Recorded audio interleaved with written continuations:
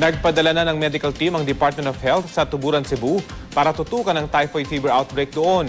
Bukod sa typhoid fever, binabantayan na rin ng DOH ang bilang ng dengue cases sa ilang bahagi ng Visayas at Mindanao. Balitang hatid ni Marisol Abduraman.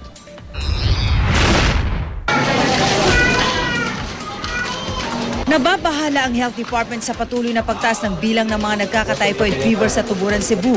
Sa tala ng DOH, umabot na sa 924 ang biktima. Pinakabatang biktima ang isang taong gulang na bata. 65 years old naman ang pinakamatandang tinamaan nito. Kung meron silang 54,000, maaring hanggang 10% maapektuhan. So hanggang 5,000 yun. So hinahabol natin yun na huwag sanang umabot sa ganung bilang. Nagpadala na ang ahensya ng team ng mga doktor kasama ng mga epidemiologists na tututok sa sitwasyon sa Cebu. Payo ng DOH sa mga taga Cebu, huwag iinom ng tubig na di napakuluan. Kabilang sa mga sintomas ng typhoid fever ay mataas na lagnat o mahigit sa 38.5 na temperatura na minsan daw ay bumababa.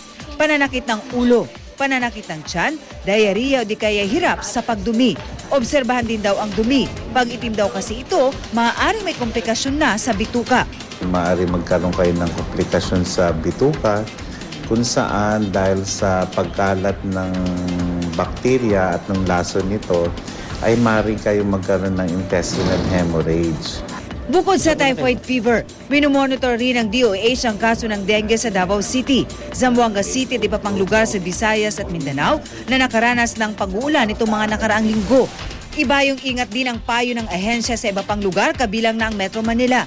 Kahit summer kasi, hindi pa rin daw tayo ligtas sa dengue.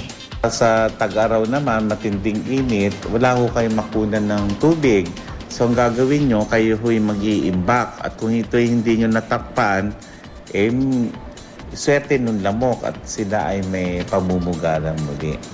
Mahalagang panatilihing malinis sa pangangatawan at sa kapaligiran at oras na makaramdam ng anumang sintomas, agad na magpakonsulta sa doktor at huwag magdoktor-doktoran. Marisol Abduraman, GMA News.